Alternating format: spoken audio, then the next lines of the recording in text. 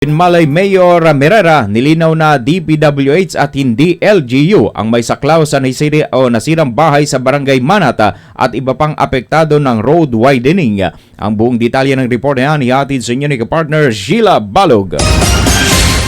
Nilinaw ni Binmali Mayor Pedro Pit Merera III na walang kinalaman ang Municipal Engineering Office ng lokal na pamalaan sa nasirang bahay sa Barangay Manat na inaugnay sa ginagawang road widening project. Ayon kay Mayor Merera, huwag isisi sa LGU ang naturang insidente dahil ang kasalukuyang pag-aayos at pagpapalapad ng kalsada ay nasa ilalim ng jurisdiksyon ng Department of Public Works and Highways o DPWH. Iginit ng alkalde na hindi ito trabaho ng lokal na pamalaan, kundi malinaw na mandato ng DPWH lalo na't National Highway ang nasasaklawan ng proyekto. Sunshine News Blast! Unang-una, kung titignan natin yan, ay hindi po natin trabaho po yan. Trabaho po ng Public Works and Highways. At yan po ay naging patawag ng ating congressman last Friday ba yun, na katanungan tungkol dyan sa mismong right-of-way law.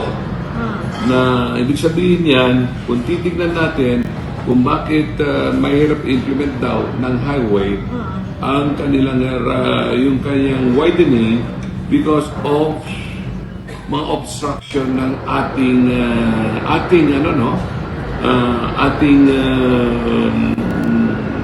nakalagay ng mga establishmento, mga bahay, lahat na nandyan sa gilid ng highway, ay kalsada ng highway.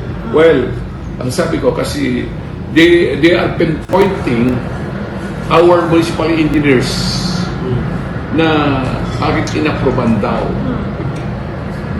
And bakit hindi daw mismo pinigil ang pagtatayo.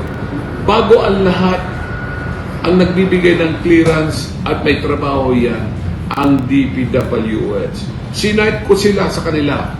Mayroon tayong department orders na number 73 series of 2014, ang dating secretary that time na inobliga lahat ng regional and district engineering na dapat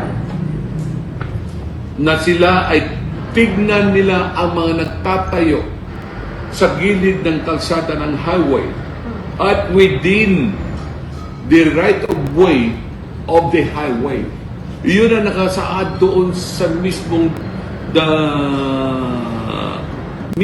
ating tinatawag na department order ng DPWH. Dagdag pa ng alkalde, may umiiral na Executive Order 1800 Series of 98 na nilagdaan ni dating Pangulong Elpidio Quirino noong October 2, 1948 na muling pinagtibay sa pamamagitan ng Executive Order number 113 Series of 1955 na nilagdaan naman ni dating Pangulong Ramon Magsaysay noong May 2, 1955.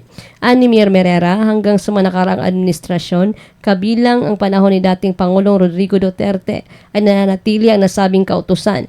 Kaya't kanyang kinikwestiyon kung bakit hindi ito maipapatupad ng maayos.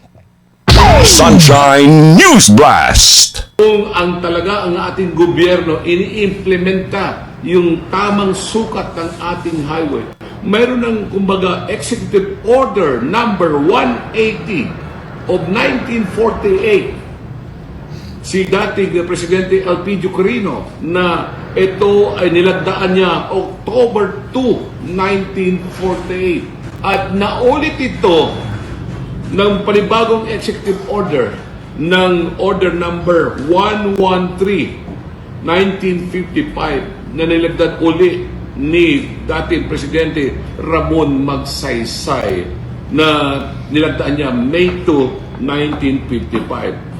And so on and so forth. Presidente Marcos, lahat po ng mga dinaanan yan, even the Presidente Duterte, nilagdaan yan. Bakit hindi nila implemento? Samantalang that is an executive order coming from our President. Tapos, natin, ituturo sa ating municipal engineer. Muli ring iginiit na alkalde na ang lahat ng national highways ay saklaw ng DPWH at hindi ang ng munisipyo. Sa huli, binigyang diin ni Mayor Merera na ang papel ng lokal na pamahalaan sa isyu ay information dissemination lamang upang malinaw na maipabatid sa publiko ang tamang ahensyang may pananagutan sa proyekto. Para sa Diyos at sa Pilipinas kong mahal, Sheila Balog, kapartner mo sa Balita at Serbisyo.